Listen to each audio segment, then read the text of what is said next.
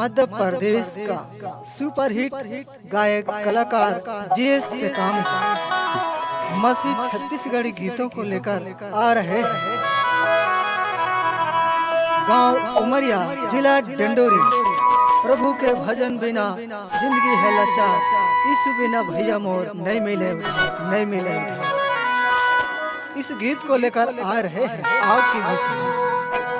आइए सुनते हैं इस गीत को।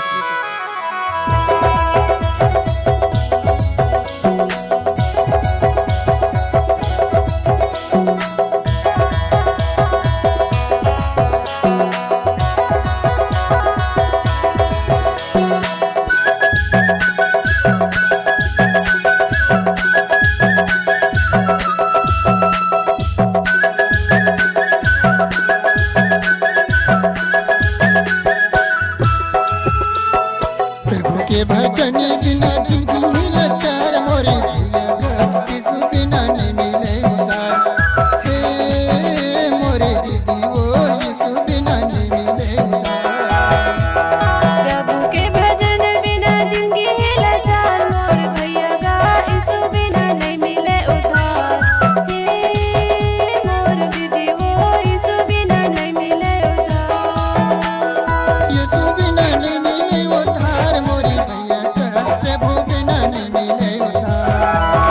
यीशु बिना नहीं मिले उधार, मोर दीदी वो प्रभु बिना नहीं मिले उधार। प्रभु के भजन बिना जिंदगी लाचार मोरे यीशु बिना नहीं मिले उधार। हे मोरे दीदी वो यीशु बिना नहीं मिले उधार।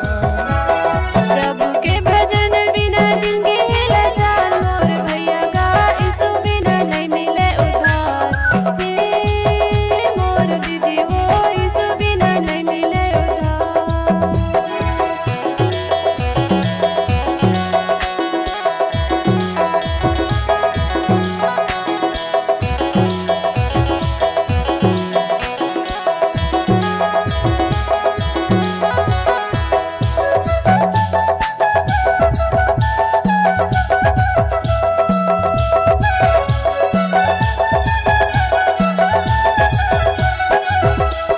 दुनिया की माया मकाबर भुलाए,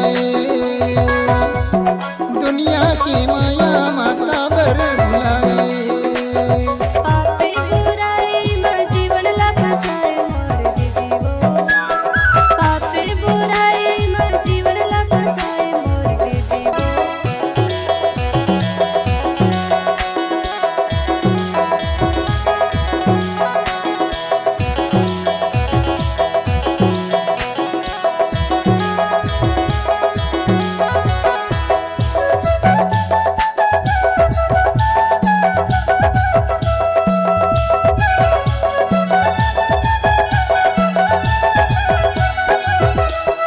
झगड़ा लड़ाई में दिन ला बिताए,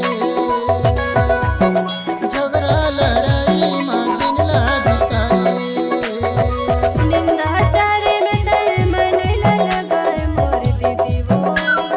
निंदाचारी में तन मन ला लगाए, मोर दीदी वो।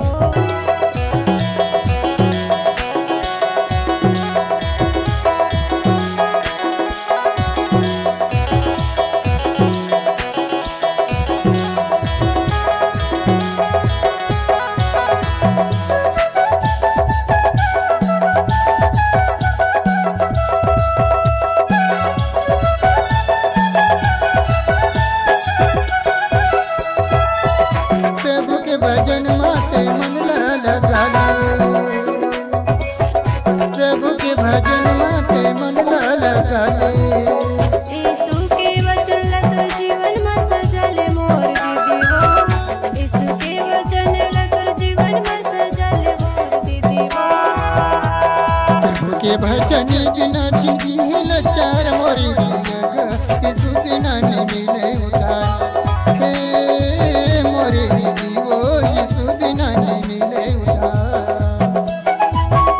यीशु बिना नहीं मिले उधार मोरी भैया प्रभु बिना नहीं मिले उधार। यीशु बिना नहीं मिले उधार, मोर दीदी वो। प्रभु बिना नहीं मिले उधार।